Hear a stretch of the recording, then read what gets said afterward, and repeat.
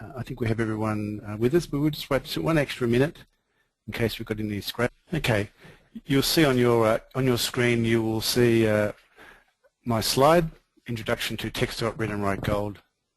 You also will have on your screen a webinar toolbar, which will give you the facility to have it. There's a question section where you can actually ask questions as we go along, and I will attempt to answer them. If I don't get to them during the webinar, I can definitely answer questions at the end.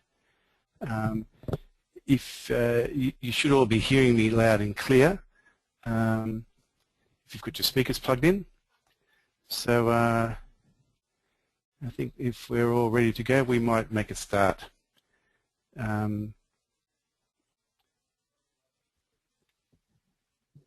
Okay, let's start.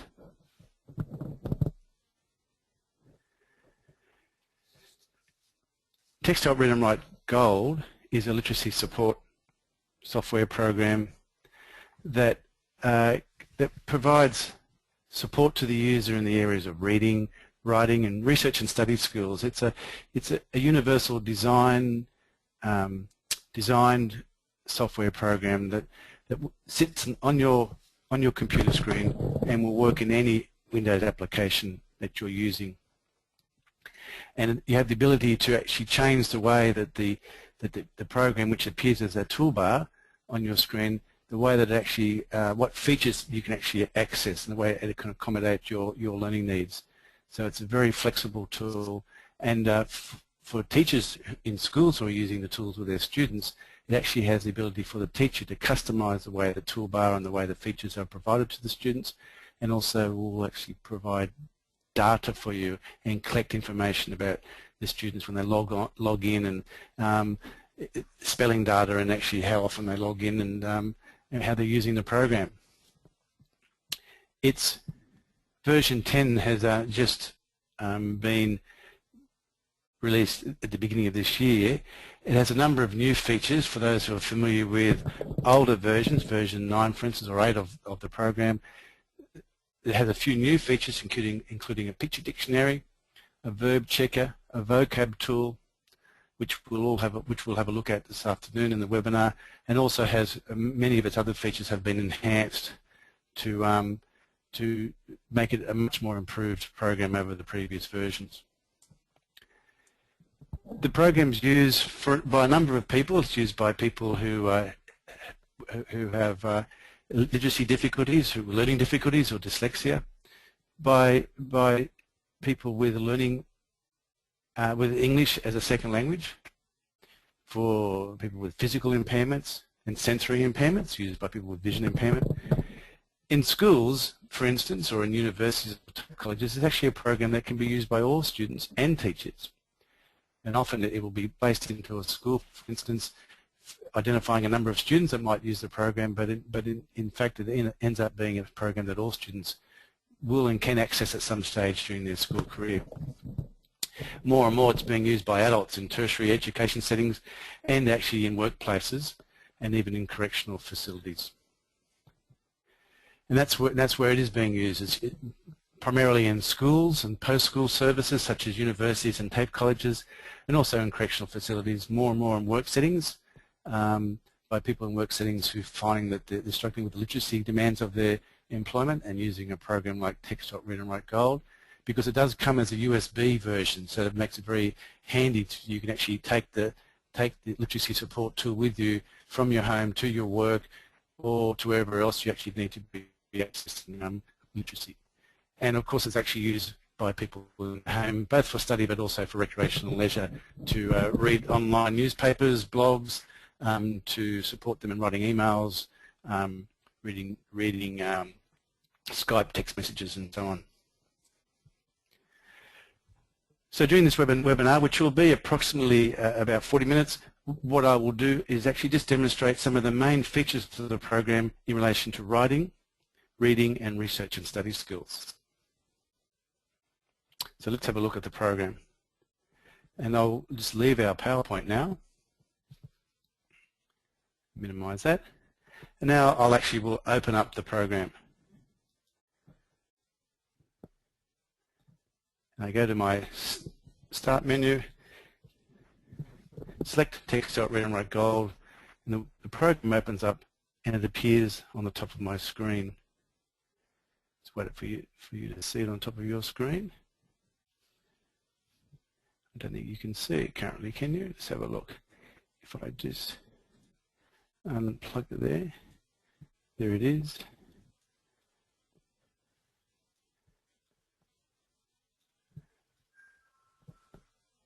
I see the screen's a bit, we'll just have it there so you can actually see the top of the screen there. Okay. With that available, I actually might just show you, currently I've got my desktop blanked out, but I might go back in and show you my desktop so you can see what it looks like on our desktop. Let's have a look. There we go. So now you've got my desktop appearing, and I'll just lock it to the top of my screen, and there it is. And so that's my desktop, and you can see that the toolbar is sitting on the top of my screen. And I can actually, as I was just doing then, I can actually unlock that toolbar by pressing the anchor, and I can actually move that toolbar around wherever I need it to be on my computer screen. I can lock it to the left or to the right or to the bottom. I like to have it to the top of my screen. So there it is, sitting there waiting for me to use any of the features I require as I encounter any support I need in literacy as I'm using my computer.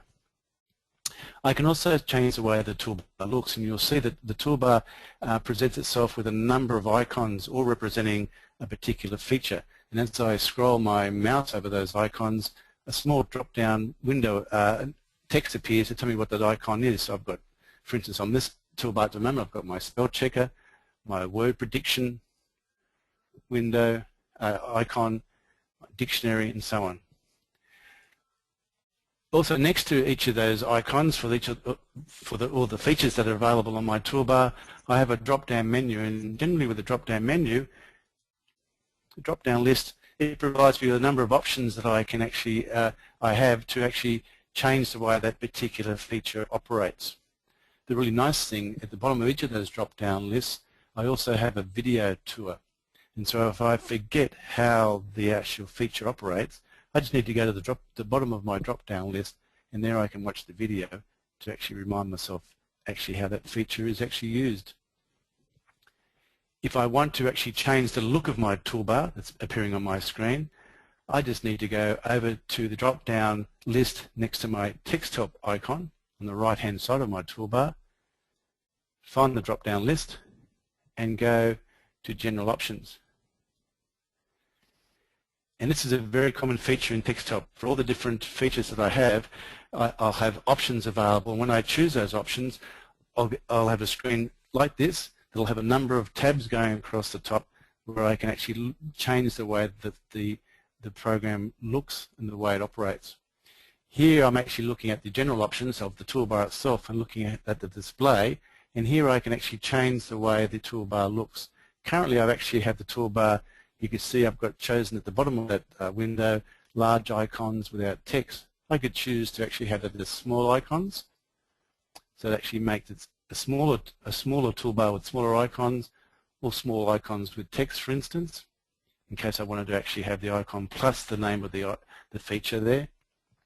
But we'll leave it at large icons without text for this presentation so you can actually see it a bit better.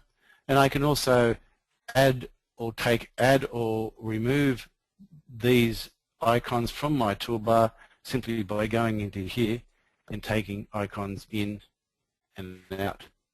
And so I can actually really design a toolbar for myself, for the students I'm working with, or the person I'm working with, to really accommodate the needs that they have and have the features available that they need to be using. I'll leave it at this. I've got the icons up there that I want to use for this presentation, but I'll leave it at that currently. An example of why you would actually make adjustments to your toolbar is that, for instance, if you were supporting someone and they were in an assessment situation or exam situation and you only wanted to have just the reading feature available, you could take out all the other features and just have one feature available on that toolbar to accommodate them in that situation. So we'll press OK. We'll just leave our toolbar as it is and we're ready to go. So I've got my toolbar sitting there ready for me to use as I'm encountering any literacy needs I have using my computer. And we'll start off with a document I have opened that I'm using. And so I'm in my classroom, We've been doing some work on volcanoes, and I've provided some documentation to the class as a handout. And for some of the students in my room, I've also provided that documentation as a digital format in a Word document. So those students who require it, if they need to have that document read to them, and they're having difficulty reading it themselves, they simply put their cursor on the beginning of the first sentence, if they want to start reading from the beginning of the document, go up to their toolbar, find the play button, and press play. A volcano is a mountain that opens downward to a pool of molten rock below the surface of the Earth. And you'll see that what happens is that the sentence is read, and as it's read, it's being highlighted as it's being read to me, and that's the default position. And then I can go and read the next sentence. When pressure builds up, eruptions occur. Now I have the ability to make all sorts of adjustments now to the way that that's actually being spoken and that play feature. I go up to the drop-down menu, the drop-down list next to the play button, and I'll go down to speech options. And here are the options for speech, and you can see it looks very similar. It's the same looking as the option window I had open before. And here in the very first tab, I have the ability to make changes to the way the voice is being used. Currently, I actually have one of the Australian voices, Lee, in my window. And if I just show you the other voices I have currently available, I have Lee is available. I also have another Australian voice, Karen. And if I chose Karen here, and just test her voice. This is your new voice. No, I've chosen Tim, okay? Sorry. Karen, that's better. This is your new voice. Is it okay? So I have two Australian voices that come with Texthelp Read&Write Gold, and the voice I pressed on before by mistake, that was Tim. There's two UK voices, Tim and Tina, come with the program, and a number of other voices as well. It actually included a couple of new voices in the program. One is the English voice, Serena. This is what Serena sounds like. This is your new voice. Is it okay? And you can see Serena's sounding a little bit slow, and I actually have the ability, whichever voice I choose, to change the pitch of the voice, to change the speed of the voice. And for this case, Serena was a little bit slow, so I can actually make that a bit faster. Test the voice. This is your new voice. Is it okay? It's a bit too fast, so I can make adjustments and play around with that. This is your new voice. Is it okay? And I can change the volume for each of those voices. And I can also include a word pause for the voices, so as it's speaking words, it can actually pause between each word. A new feature in version 10 is I have the ability, as it's being read, to use my arrow keys, and I can be changing the speed of the voice during the actual reading process without actually opening up the speech options window. We'll go back and actually choose Lee. So we've got Lee chosen. That's the voice we'll use for this presentation. Texthelp also comes with a number of other voices that I haven't got currently on my screen, but I can actually install. And if I go to the search option here, my search button, it brings up a number of other voices that are available, and it comes with an international voice pack, which includes a range of voices that I can use. And you can see there's French, German, Norwegian, Danish, Swedish, Polish, a number of voices that if a student who was reading any documentation in another language, by choosing the appropriate voice for that language, that document will be read back with the correct pronunciation in the right voice. But we won't take any of those at the moment. We'll just go cancel that. And we'll just go OK. So we've got the Australian voice Lee, and I can actually be also reading any of those sentences. If I just go to the last sentence and read that last sentence. An erupting volcano can trigger tsunamis, flash floods, earthquakes, mudflows and rockfalls. It's reading a little bit fast, so I'll go back and change that, but also notice it actually pronounced this word incorrectly. We'll read it again. Tsunamis. It actually should be pronouncing tsunamis. So I can go back in, and I have the ability to change the pronunciation. So I go back into my drop-down list next to the play button, go to speech options. I might go back and change that speed of Lee, because he was a bit fast, wasn't he? And go back to about 50. Now I'm going to go in and into my next tab in my speech options, and it's say like. And here, currently I want to actually change the pronunciation for the word tsunamis. If I type in the way it's actually spelled in my document, tsunamis, and then hit the play button, tsunamis, I can hear that it's actually, the voice is pronouncing it incorrectly. I can actually change the pronunciation. So in this next window, which is say it like this, I can put in su, me, so I can actually kind of figure out how it should be pronounced. Give it a test. tsunamis. That's what I want. Perfect. Hit the save button. It then saves that, so from then on, whenever Texthelp encounters the word tsunami, it will actually pronounce it correctly. Press OK. I'll go back and put my cursor on that sentence again. Press the play button. An erupting volcano can trigger tsunamis, flash floods, earthquakes, mudflows and rockfalls. That's a great feature because according to your location, there are certain geographical and cultural words that are not pronounced the way they're spelt, so you can make those pronunciation changes. Where a school has a program like this as a site license, you can actually make those pronunciation changes universal, global across the whole school, so you can actually get in and actually change the way that the different words are pronounced if required. So that's reading from a document, but I've also, in my class, I'm actually having my students also do some web-based research. And so if I just diminish that Word document, and we've been working on the web, and I'll just go to the web page that we've been working on about volcanoes, and here you can see there's a web page about volcanoes. And of course, the students in my room, it should be coming up on your screen now, there it is, the students in my room who actually are struggling with literacy are obviously also having difficulty reading that web page. With Texthelp Read&Write Gold, for that speech feature, if I do my drop-down list again next to the play button, I've also got the ability to choose web highlighting, and that's one of the features on that list there.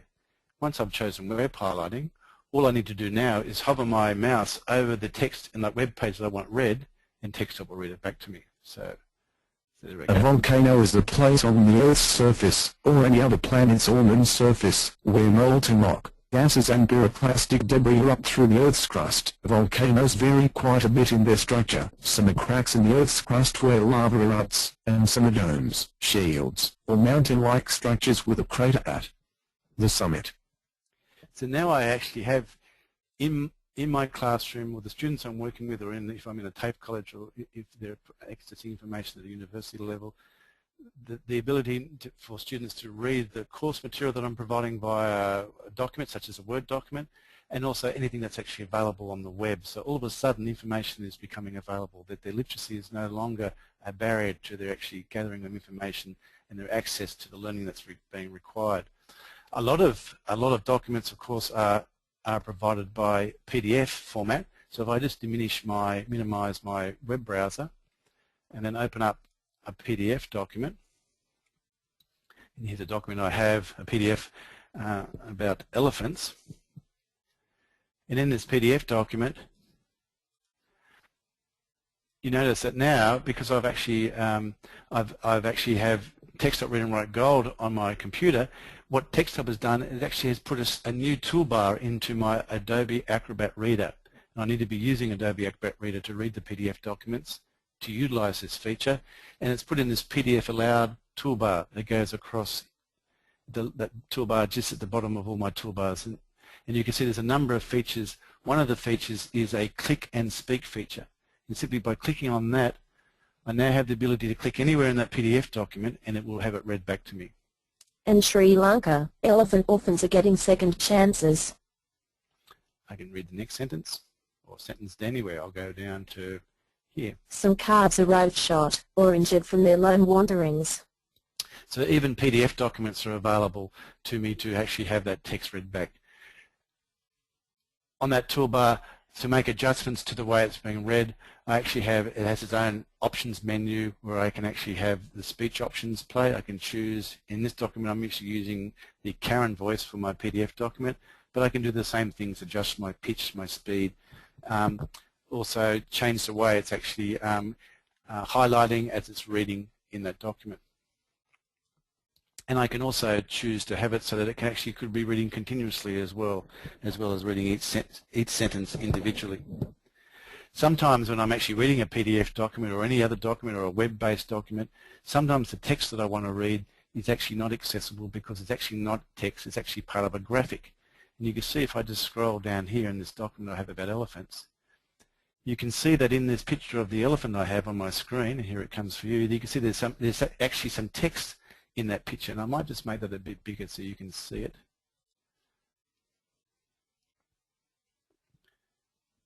And you see there's that text, and now that text is not accessible to me because it's actually embedded in the graphic. With Texthelp Read&Write Gold, there's another feature that's available to me, and it's called the Screenshot Reader. With the Screenshot Reader, it has the ability to actually analyze text that's embedded in a graphic, a diagram. It might be anything that actually is not text, but we know text is embedded in that. We can actually choose that by going to the Screenshot Reader feature.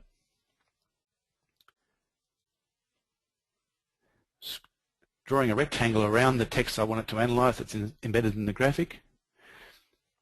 Release that. Funnel fed back to health. Many orphans are returned to the wild by 4 years of age. And then analyzes it very quickly, as you can see, and reads it back. In the new feature of text in this new version 10, it doesn't close automatically, it stays open. So if I actually want to reread that again, I just need to click on the bottom play button in the bottom of that rectangle. Funnel fed back to health. Many orphans are returned to the wild by 4 years of age. It can reread it to me. And then once I've finished reading that text inside that graphic, I can then exit from that rectangle. But with Texthelp now in version 10, it's got some additional features for the Screenshot Reader. And if I go to my drop-down menu next to the Screenshot Reader icon button, you can see that I can actually capture text in a graphic or a diagram by drawing a rectangle, which I just did.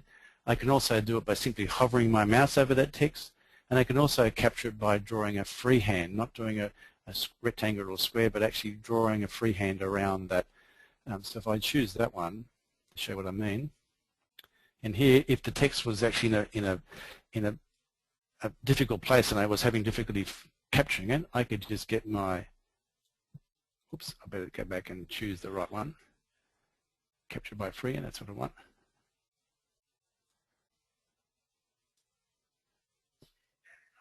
Oh, it's not liking that. I'll just go back. No, it's actually, I need to come back. It's actually not liking it at the moment. I must have, it's because I've opened that up a bit too much. But I can also, as well, if I'm actually capturing that that text in the graphic, I also have the ability to actually not only read that text in that graphic aloud, but actually it can have that text sent to MS Word, to Microsoft Word. So you can see it's one of my options on my drop-down menu there. So when I'm actually reading that, if I actually want to capture that text, so I don't have to go back and do the same capture again, I can capture it and have the text sent automatically to Microsoft Word as well. The Screenshot Reader is a very handy tool to have when you actually have text that's actually inaccessible. And I'll just maybe reduce that back down to the right size again and just minimize that. Sometimes I actually have text. If I go back to my Word document, sometimes I might decide that actually for myself I would like to listen to that text. I actually would, I'm interested, but I might be going to work on the train, or I might be a teacher with students who actually would like to be able to hold the document in their hands but listen to it read, say, on an MP3 player, for instance, or just like to have audio of that text that I've been reading. Texthelp Read&Write Gold actually has a speech maker tool. If I wanted to, this is a short amount of text, I'll just take that small amount of text about volcanoes. I can highlight that. It could be a whole page, it could be a number of pages. I can highlight that text, and then I go to my speech maker option. When I've chosen my speech maker option, it actually, a window comes up and it shows me the text that I've captured from that document by highlighting it, just making sure I've got the right text. If I have a large amount of text that I've actually, like quite a number of pages, it just takes a little bit longer for it to analyse, but it's done it quickly because it's just a paragraph. I then click Next, and the next on my menu comes up. It's saying, okay, if I'm going to convert that text into an audio, you need to kind of think about the settings for the voice. What pitch do you want? What speed do you want? What's the volume that you want to use for that particular voice for the audio? And what voice do you want to choose? So we'll go back to Lee. We'll just test it. This is your new voice. Is it okay? If you're happy with that voice, that's going to be the voice of your audio. You choose Next. I then can actually save my audio recording somewhere, and I'll just save it in my documents, and I'll call it Test 5. Save. So I'm saving that this audio file in my documents, and I'll call it Test 5. And I can save it in two different formats. I could save it as a WAV file, and I'd save it as a WAV file if I was thinking about putting this audio onto a CD. So I might decide to actually have it permanently stored onto a CD that students might be able to borrow the CD. The problem with the WAV file is it's quite a large file, so I might decide to save it as an MP3. An MP3 file is a much smaller file, but it's also the file that I would use on my mobile phone or my iPod or any other portable music player. And I'll choose MP3 for this exercise, and then I hit Finish. It's already converted that text quickly into an audio file. If I go to find that file, and I'll go into my documents and scroll down, and there it is. Test 5 is the one that I need to find. A volcano is a mountain that opens downward to a pool of molten rock below the surface of the Earth. When pressure builds up, eruptions occur. Gases and rock shoot up through the opening and spill over, or fill the air with lava fragments. Eruptions can cause lateral blasts, lava flows, hot ash flows, mudslides, avalanches, falling ash and floods. Volcano eruptions have been known to knock down entire forests. An erupting volcano can trigger tsunamis, flash floods, earthquakes, mud flows and rock falls. So there, that was the audio file, the MP3. I can now, with that file, transfer it and put it into a student's onto a memory stick, or put it onto their portable music player, and also I can then store that file. Perhaps I was in the school, I might store it on the server, so that next time I come to teach the subject, I've already got an MP3, an audio file of that content. What I'm doing now is not only providing access to students or to people who are struggling with literacy in terms of reading, I'm also starting to differentiate that material. So I'm providing alternative formats for students. So I'm actually, some students in my class, I'm providing them a hard copy of that documentation. Other students, I'm providing them with a digital copy so they can read it on a laptop or on their notebook, on their computer. And then for some students, I'm also providing it as an audio file. So I'm providing a range of ways that students can actually access the material that's being provided for them. I'll just get out of that player now. And sometimes, though, if I actually want to access some material, I don't always have it available as a digital copy. It actually I might have pages from a textbook or handouts I have that actually are not in an in a digital format. Texthelp Read&Write Gold actually has a scan feature, and I'll just minimize that Word document again. And on my toolbar, I actually have a scan feature where Texthelp will actually scan documents in and convert it into a digital format for me. If I choose the drop-down list next to the scan button, you can see that actually when I scan it, I can scan it into a number of formats. So I can scan a document in and save it as a Word document. And I'd do that if I was wanting to provide a document to students that I wanted them to be able to read, but also to be able to make amendments to. So they could actually read it and then say, for instance, if it was an assessment task, they could also write their answer in that same document. I can scan it, just dropping down to the third one. I could scan it in as a PDF if I actually want them to be able to read a document but not to be able to make any changes to the document. So it's just purely read only. Or I might scan it in, there's the second one on the list there, as HTML hypertext markup language. It's basically the format that you have when you're looking at a web browser. The reason I would do that is for some students with low vision, or some students who need alternative ways to actually observe the data on the computer, is it allows me to change the background color, the size and the color of the font that I'm providing for students. Not only can I scan into different formats, I can scan from different sources. I can scan information from a scanner. That's the second one I've already got highlighted there. Scan from, and that's what I'm scanning from that scanner. I can also scan from a digital camera. So if I've got photos I've taken of text, pages of a textbook, or signs in the community, it will scan from a digital camera as well and convert those images, text in those images, into either a Word, HTML, or PDF document. And I can also scan from a file. So I actually might have on my computer a PDF document. I can scan from that and it will convert it into a Word document for me. So I have a whole range of different scanning options. I'll just quickly show you. I'm going to scan from my scanner I've got attached to my computer, and I'll scan it in and save it as a PDF document. And it's just it's a Texthelp brochure that I've got. So I'll just hit my scan button. Texthelp now talks to the scanner. It starts to scan the image, and a small window will come up. It tells me it's scanning. It's now scanning. So what it's doing, it's scanning in, it's making an image of that page that I'm scanning in. And I can do multiple pages if I want, or one page at a time. I'm just scanning one page of the document.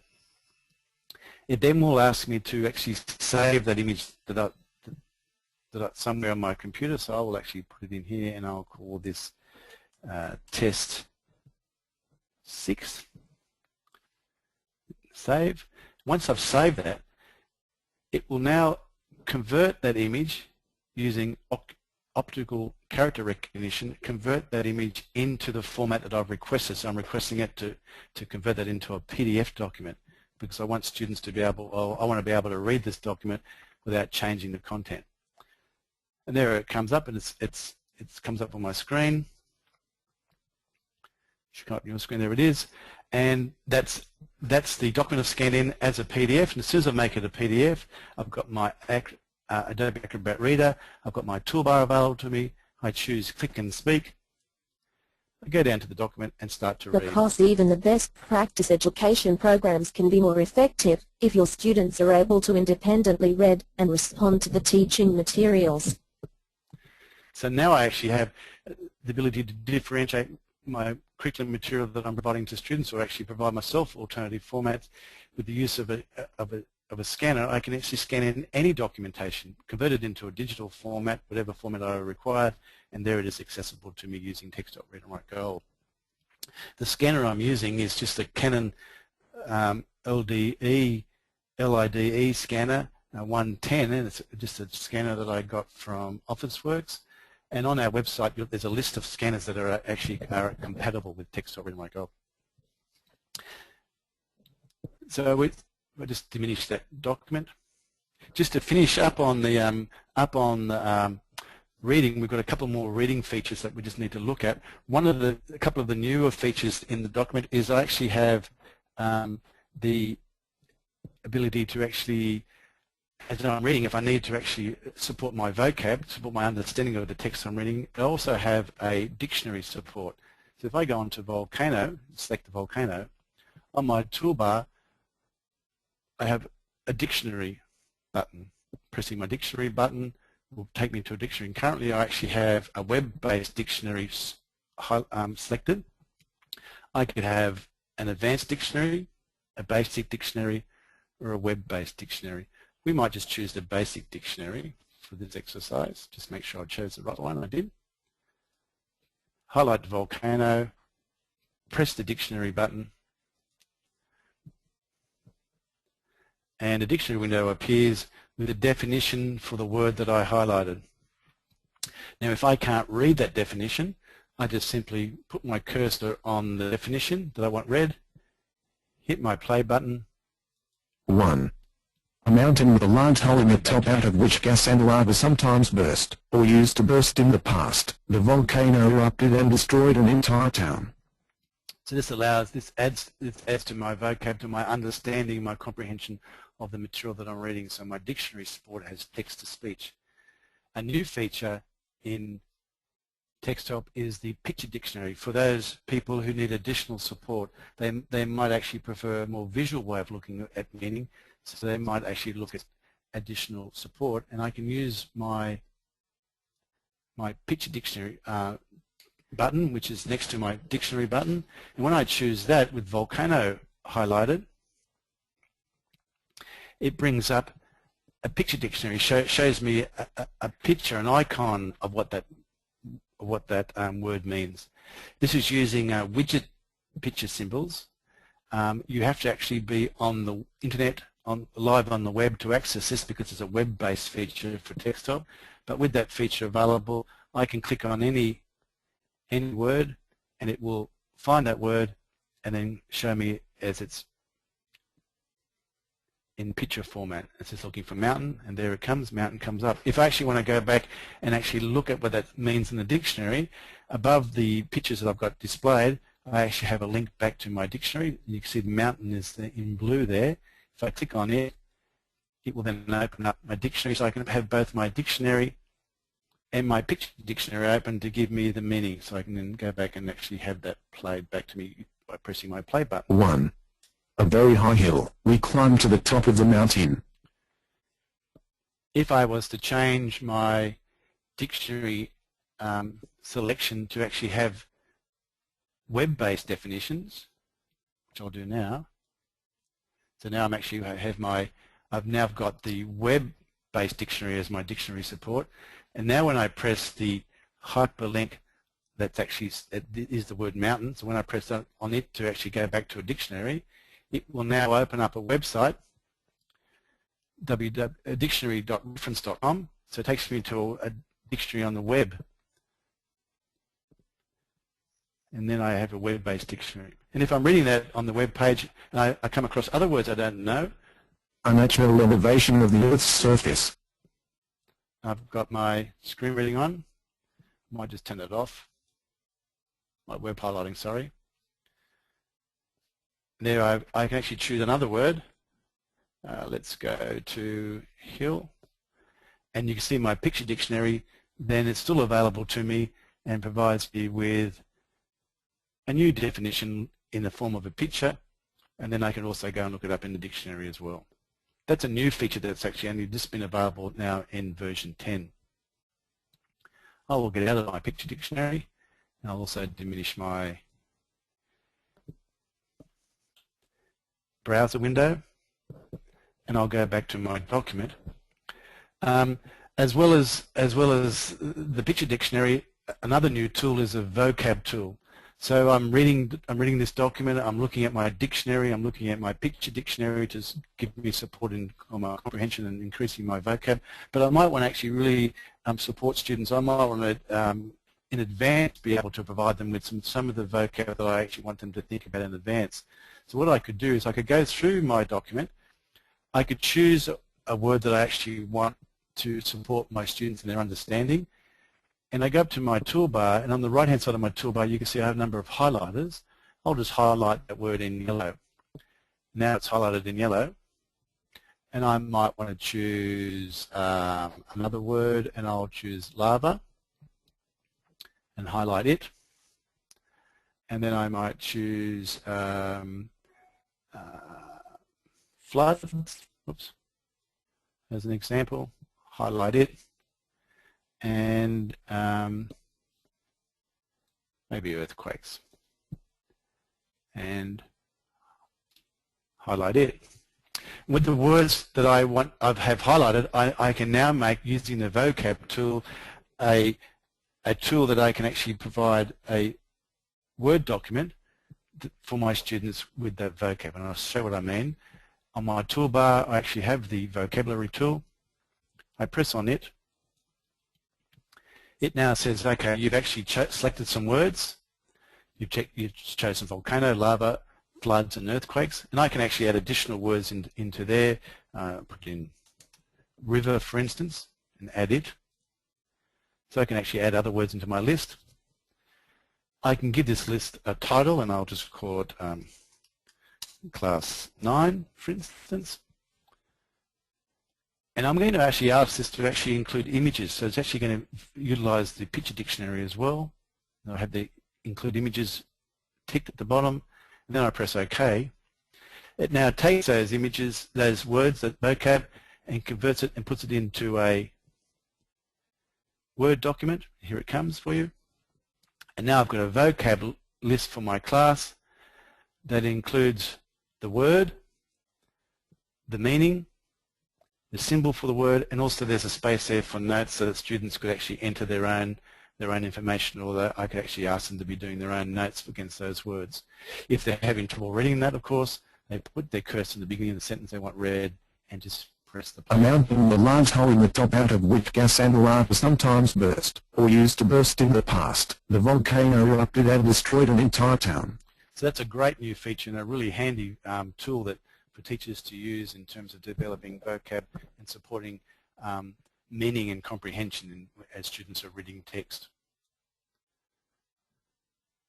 And we'll just get rid of that and we won't save. And one last feature in the reading feature, just one last quick feature, is I'll just need to get rid of those highlights. I can get rid of those highlighted features. If I have students who, I'll just choose mountain. If I have students who need that to be translated, I actually have my translator feature. Again, I need to be on the web for this to happen, and I can have single words translated. If I go back to my translator button on my toolbar and go to the drop-down list,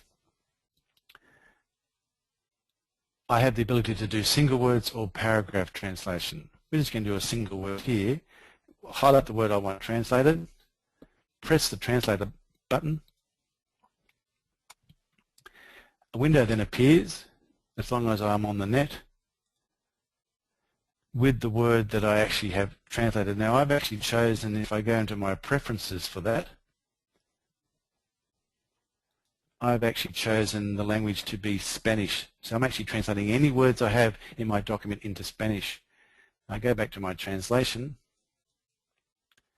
and simply by clicking on the word, I get the Spanish pronunciation. Montaña. Now, so I can do individual translations in German, French, Italian, or Spanish, but I also have the ability now to have paragraph translation. I'll just do a sentence just for this exercise. I can translate a whole paragraph as well. I go back to my translator button, go to the drop-down list, and choose paragraph translation. I also go to my drop-down list again. Once I've chosen paragraph translation, I can also choose paragraph translation options. In here, an options comes up, and I'm actually going to translate what I have, it's in English, into German for this exercise. But if I just show you my drop-down list for the different languages I can translate into, you can see there's a whole range of languages that are available, from Afrikaans, Arabic, Chinese, Dutch, right down to Yiddish, Welsh, and Turkish as examples. But we'll do German for this, and we'll go OK. And now when I've chosen the sentence or the paragraph I want translated, and I hit my translator button, it takes me out to the web. I need to be on the web again for this feature. It takes me to Google Translator, and actually Texthelp is actually now using that as the paragraph translator, and there's my sentence translated, and by hovering over that I can have it played back to me. Ein Vulkan ist ein Berg, der nach unten auf einen Pool von geschmolzenem Gestein unterhalb der Oberfläche der Erde öffnet. Okay, so that's the translator feature of Texthelp Read&Write Gold. And that's a quick tour of the reading features. Now I'm just going to show you, we've only got a few minutes left, but I'm going to show you some of the writing features that are in the program, and a couple of the study features. So very quickly, in terms of writing features, one of the things I do have to support my writing is I can go back to my play button and I can turn on speak as I type. this will give me the ability to actually, as I type in words, to have them read back to me. So I'm actually getting auditory feedback to make sure I'm typing in the right words I want to type. So here I'll put in, I might just go down to another page here. Let's go back down to the page here. No, okay. Here we go. Run. And I'm going to type in this sentence, I run in the charity fund run. I run. Run. So getting auditory feedback. In the charity fund. And when I put a full stop, it will read the last word and also read the sentence back to me. Run. I run in the charity fund run. So then I've got my support as I'm actually writing in text-to-speech. I've also got support with the new feature called the verb checker. I'm not too sure in the sentence I've written that actually the first run is correct. I actually get a bit confused with my verb conjugations, whether it's present, past, future tense. So I'm not too sure. So I'll highlight the word run because I want to just check that. And I go up to my verb checker button, click on it.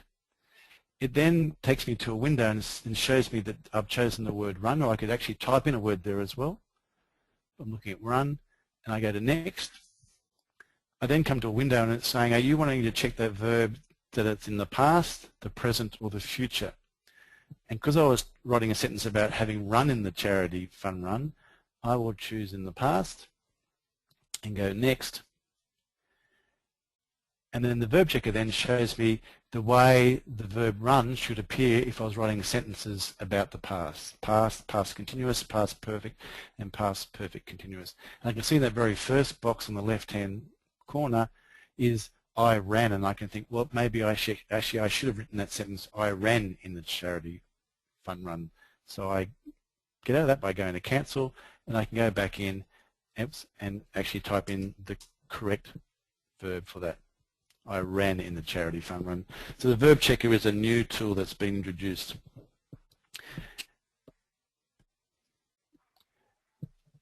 And Run. As well as if I just turn off that feature of the Speak as I Type feature, as well as actually having the Speak as I Type, the major feature in Texthelp Read&Write Gold for my writing support is the word prediction window. And it's this icon here, looks a bit like a crystal ball. And if I click on that speech prediction icon, that feature, I get a window appears that ready for me to help with me with my prediction. And I can start to type, and I'm going to type the sentence, I am writing this to show. That's the first part of my sentence. So I type in I, and you can see that on my word prediction window comes up a list of the words that I will want to be I'm being provided with to support my writing. And I can go through those. I've got it set up so simply hovering my mouse over each word, it will read them back to me. Independent. If. It'll. It's. In. Now I want I, so I press I. Am. And because the sentence I'm writing is I am writing this to show, you can see that am is on the top of my list because the word prediction is intelligent. It's remembered how I'm typing.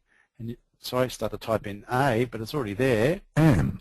I click on that, or I can actually press my F1 key as well. Writing. And automatically writing has appeared because I've written the sentence a few other times, so I actually don't even need to actually do any keystrokes. It's already appearing there for me. This. To. Me. Now I want it to be show, so I type in S, and you can see that it's actually the fourth one on my list. If I was unsure which one it is, I've actually got a number of additional features. You can see on next to some of those words, I've got the icon of an ear.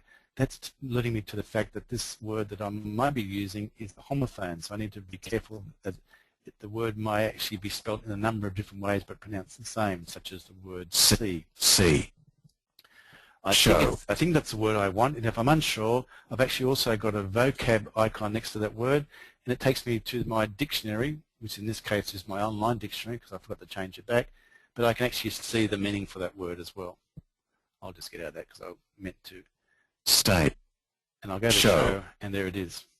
So I actually have the ability to actually, with the word prediction, is to provide myself with a list of words that support me in my writing. And what it does, it supports my spelling, and it's also supporting my grammar, because it's predicting grammatically as well that the correct words that should be going in.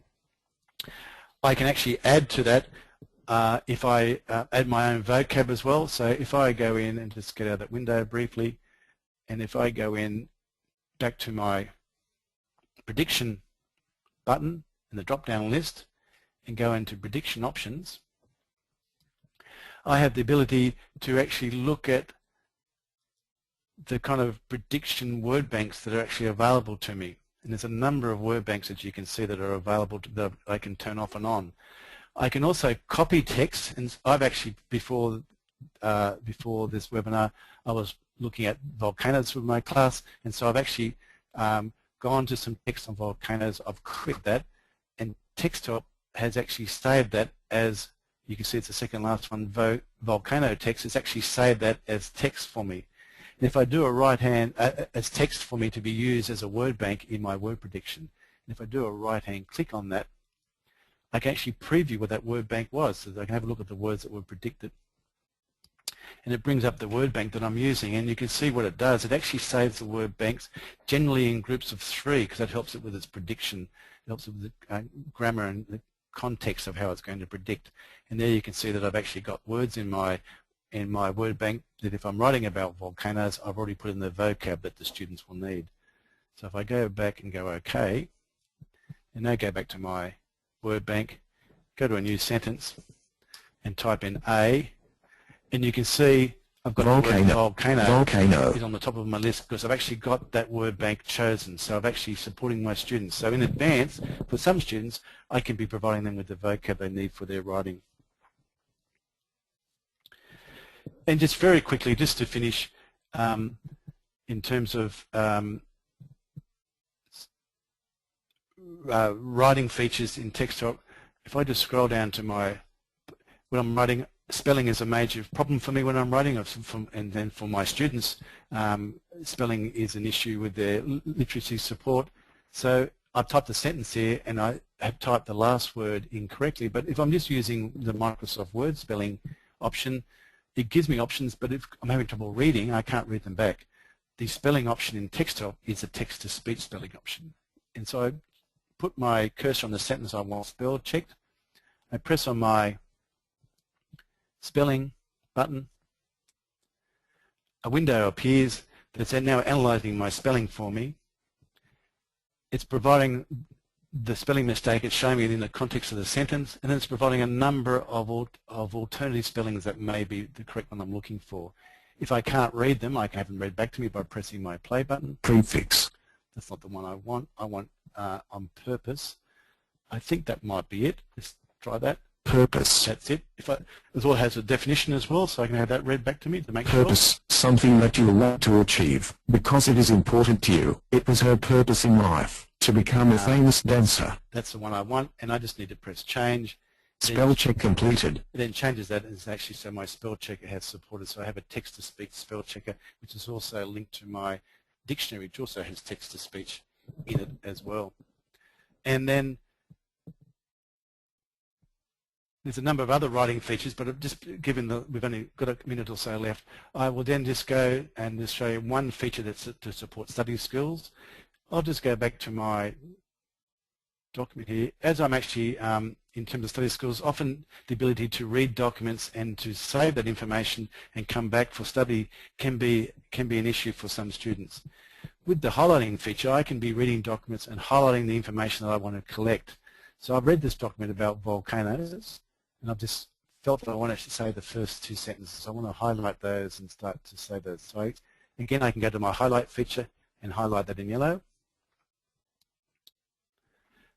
And so I've read that document. Then I've also been on the web, and I was on my web page about volcanoes, and I was reading on the web page as well. So I felt that I wanted to say that first paragraph because that was important as well, and I hit my yellow highlighter, so it's highlighted that in the web page. And so I can be highlighting a number of different things on that same web page. I can be highlighting, reading and highlighting in a number of different documents that I either in a Word document or on the web. And once I've actually got the information that I want, I want to collate all those highlights to help me summarize it to what I've been reading about. I go to my Collect Highlights toolbar on my Highlights button on my toolbar, press my Collect Highlights button, a window appears and it's asking what I want to collect. I could have been collecting in a number of different colors. We just selected in yellow, so I'll just have yellow chosen.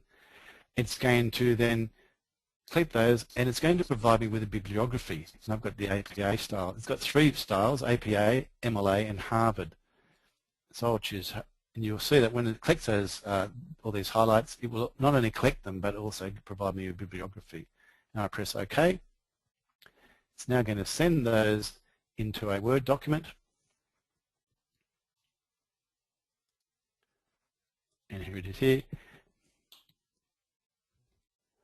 And it's sent those highlights from all the different documents I've been reading into a Word document, and it's actually provided me a bibliography. It's told me the bibliography includes the source where I got the information from, the date that I got it, and also if it's a web address, the web address where I got it from, or if it was on my computer, the actual place on my computer where it was actually available. So it provides me with that bibliography for that information as well.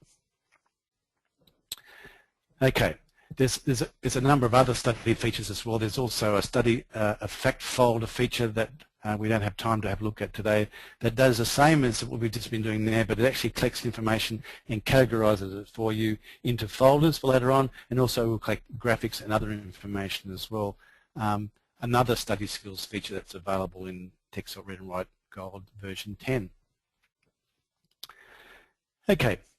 That's a very quick tour of Texthelp Read&Write 10 about the reading, writing, and some of the study features. We'll just go back to our PowerPoint. I'll just need to open up.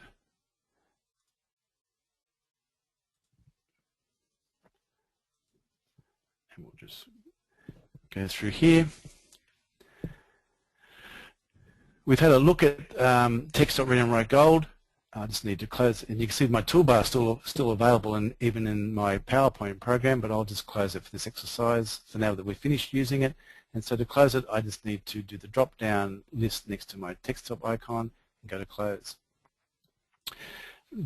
Texthelp Read&Write Gold, I think you would agree, is a wonderful universally designed toolbar that's available for students to access text anywhere on their computer for reading and to support them in their writing and their study. If you'd like to find more information about programs like Texthelp, of course you can go to our website. On our website also there's our regular email newsletter, but on our website you can also find out more information around the program Texthelp. Coming next year in May, we'll have our biannual conference, and we'll be running a pre-conference workshop on Texthelp Read&Write Gold that will include a number of international keynote speakers, including Joy Zabala and Kelly Fonner. So that's something worth considering. But if you, in the meantime, if you'd like some more information, feel free to contact me via the phone number that's on your screen there, or I've just given you the web address, which is spectronicsandnoise.com, which you may already know. We also have our Facebook, which you can actually contact us via Facebook as well, or send me an email or via Twitter. The program is also available. Texthelp Read&Write Gold version 10 is also available as a demo disc. You can actually acquire a 30-day demo disc to give it a trial and look at some of these features we've had a look at today in our webinar. Okay, that's the end of our webinar. So if anyone has any questions, great, you can type them into the questions section. Otherwise, I'll be more than happy to talk to you via email or the phone or on Facebook or Twitter. So thank you very much for your attendance today. I'll just wait to see if any questions come up. If not, thank you, Lauren. Thank you very much. Feel free to contact me if you need. Okay, thank you, everybody.